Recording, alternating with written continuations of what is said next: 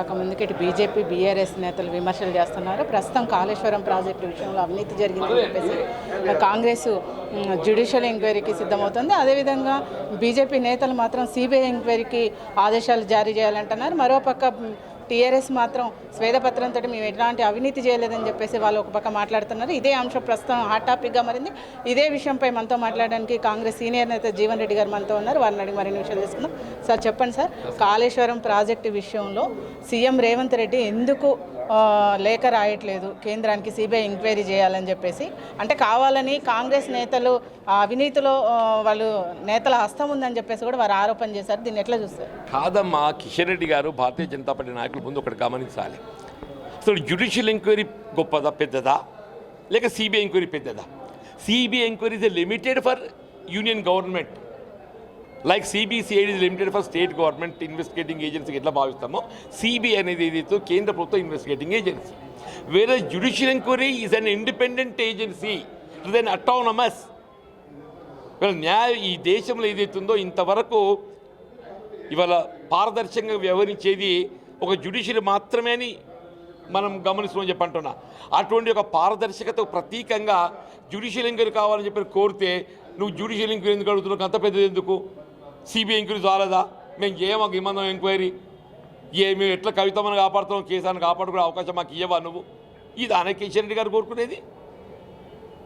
నేనేమంటున్నాను, నిజంగా నేను వాస్తవాలు వెలికి రావాలనేటువంటి ఒక భావన కలిగి ఉంటే you use your good offices. మరి మీ కేంద్ర న్యాయశాఖ మంత్రిని కోరు, తక్షణమే ఒక సిట్టింగ్ హైకోర్టు జడ్జిని కేటాయింపు చేసే విధంగా సూచన చేయమని చెప్పాను. నేను కిషన్ రెడ్డి గారికి అప్పీల్ చేస్తున్నాను, విజ్ఞప్తి చేస్తున్నాను. మీ కేంద్ర న్యాయశాఖ మంత్రి ఏదైతున్నదో తెలంగాణ రాష్ట్రంలో కాళేశ్వరం ప్రాజెక్టులో జరిగిన ఒక అవినీతి అవగతవకలు వెలికి రావడానికి ఇక్కడ రాష్ట్ర ప్రభుత్వం న్యాయ విచారణ సిట్టింగ్ జడ్జిలు కోరుతున్నదో అది తక్షణమే విచారణ చేపట్టబడాలంటే ఒక సిట్టింగ్ జడ్జి కేటాయింపు చేయబడాలి. దానికి అనుగుణంగా let union government law minister use his good officers. I write it to the High Court judge or Supreme Court judge to allocate a sitting judge to take up the investigation.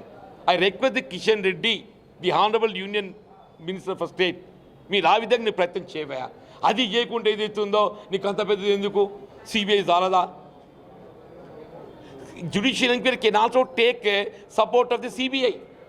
న్యాయ విచారణలో భాగంగా అవసరమైనట్టయితే CBI యొక్క సహకారాలు పొందొచ్చు. They are not barred, they are not barred. అది గ్రహించకుండా కిషన్ రెడ్డి గారు ఏదైతున్నదో నువ్వు హైకోర్టు జడ్జి ఎందుకు అంటున్నావు, అంత పెద్దది ఎందుకు? మేము ఏదైతుందో ఎస్పీతో ఇన్వెస్టిగేటింగ్ చేయాలని చెప్పారంటే కానిస్టేబుల్ చాలదని చెప్పి అంటున్నట్టు, ఎస్ఐ చాలదు అన్నట్టుంది ఆయన కథ. అంటే కాంగ్రెస్ నేతల హస్తం ఉంది అవినీతిలో, అందుకోసమే రేవంత్ రెడ్డి లేఖ రాయట్లేదని చెప్పేసి అంటే రాజ్యం చేసింది వాళ్ళు. మేము కొట్లాడుతుంటే ఆయన నిన్నటి దాకా వాళ్ళని సహకరించి వాళ్ళకి అండగా నిలిచింది బీజేపీ. నిన్నటి దాకా ఏదైతుందో అండగా నిలిచింది బీజేపీ. నీ హస్తం ఇక్కడ బయటకు వస్తావు అని చెప్పని దాన్ని రాకుండా చూసుకోవడానికి వరకు నువ్వు సిబిఐ అంటున్నావు. ఇవాళ ఏదైతుందో సిడబ్ల్యూసి అనుమతులు, సెంట్రల్ వాటర్ కమిషన్ అనుమతులు పూర్తి స్థాయిలో లేకుండా ప్రాజెక్ట్ నిర్మాణం చేపట్టబడడం జరిగిందో, వీళ్ళు మీరు ఏదైతే మేడిగడ్డ బ్యారేజ్ కుంగిపోవడం పట్ల ఏదైతుందో దాన్ని పరిశీలించి నిర్మాణ లోపంతో సాంకేతిక లోపంతో కుంగిపోదు అని చెప్పి అభిప్రాయం వ్యక్తం చేసిందో పరిశీలక బృందం. నువ్వు ఎందుకు దాని మీద చర్యలు చేపట్టడం లేదు? పూర్తి స్థాయి లోపల సిడబ్ల్యూసి అనుమతులు లేకుండా ఫండింగ్ ఏజెన్సీస్ ఎట్లా ఫండింగ్ చేసింది? నీ ఆర్థిక శాఖ మంత్రిని ఏం చేస్తున్నారు నిర్మలా సీతారామన్ గారు? ఆ రిజర్వ్ బ్యాంక్ ఆఫ్ ఇండియాకి ఎందుకు ఉత్తర్వులు రాస్తలేవు?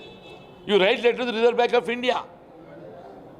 వీళ్ళ సెంట్రల్ వాటర్ కమిషన్ యొక్క అనుమతులు పూర్తి స్థాయిలో లేకుండా ఫండింగ్ చేయటం అనేది ఆ funding agency with power finance corporation or any బ్యాంకే వాళ్ళ నిబంధన రిజర్వ్ బ్యాంక్ ఆఫ్ ఇండియా నిబంధనలను త్రోసిపుచ్చి నిబంధనలు ఉల్లంఘించి ఫండింగ్ చేయడం జరిగింది. దాన్ని వెలికి తీయవా కిషన్ రెడ్డి గారు? దాన్ని వెలికి తీయు. దాన్ని ఎన్ని దొంగతలు అన్ని బయటకు వస్తాయి ఆయన. నీ పాత్ర నువ్వు ఎందుకు కప్పిపుచ్చే ప్రయత్నం చేస్తున్నావు? నువ్వు మీ పాత్ర ఎందుకు కప్పిపుచ్చే ప్రయత్నం చేస్తున్నావు? ఎందుకు కేసులను కాపాడే ప్రయత్నం చేస్తున్నావు నువ్వు? Thank you madam. ప్రపంచవ్యాప్తంగా మోడీకి 9 కోట్ల మంది పైగా ఫాలోవర్స్ ఉన్నారు. రాహుల్ గాంధీకి ఎలాంటి ఫాలోవర్స్ లేరు. నెక్స్ట్ పీఎంగా మోడీ గారు అవుతారు అని చెప్పేసి కిషన్ రెడ్డి గారు మొన్న మాట్లాడారు. దీన్ని ఎట్లా చూస్తారు మీరు? ఇప్పుడు మొన్న తెలంగాణ రాష్ట్రంలో బీఆర్ఎస్ పార్టీ సభ్యత్వం ఎంత ఉండేనమ్మా? బీఆర్ఎస్ పార్టీ సభ్యత్వము ఆ సభ్యులు ఓటైతే వాళ్ళు అధికారానికి వస్తున్నారని చెప్పి అంటున్నాను నేను. మోడీ గారి ఫాలోవర్స్ కూడా గంతే, మోడీ గారి ఫాలోవర్స్ కూడా గంతే అంటున్నాను నేను. మోడీ గారి ఫాలోవర్సే కానీ ఇప్పుడు నేను నా ఫాలోవర్సే కానీ నేనమ్మని చెప్పి అంటున్నా.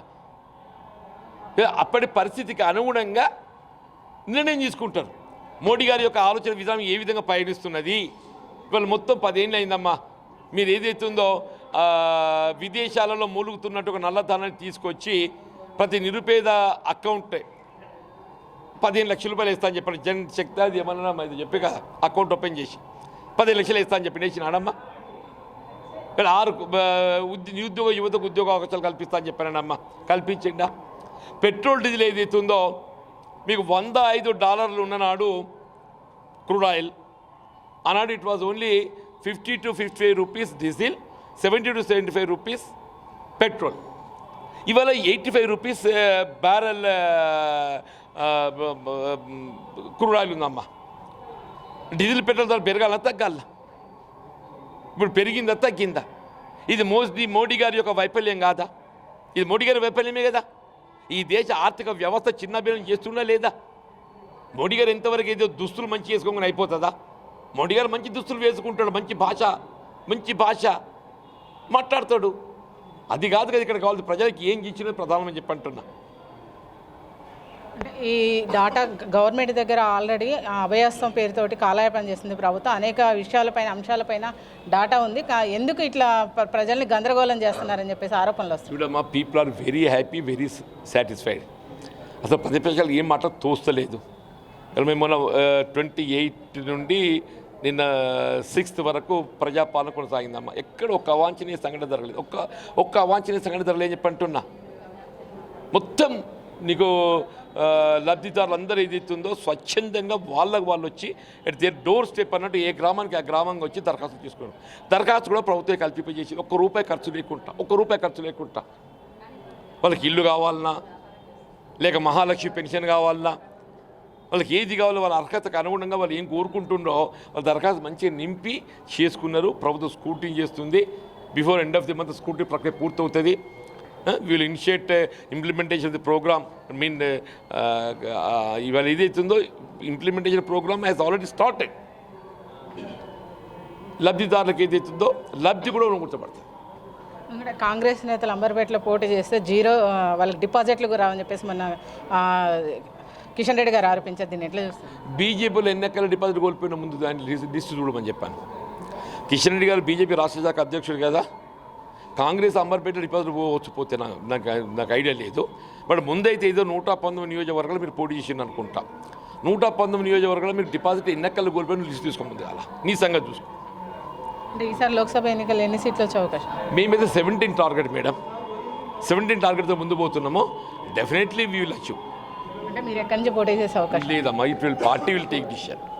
ఈసారి లోక్సభ ఎన్నికల్లో పార్టీ ఇచ్చే అధిష్టాన నిర్ణయమైతే తను పోటీ చేస్తానని చెప్పేసి జీవన్ రెడ్డి గారు అంటున్నారు. కెమెరామెన్ వెంకటేష్తో స్పందన, మాస్టర్ కి టీవీ, హైదరాబాద్.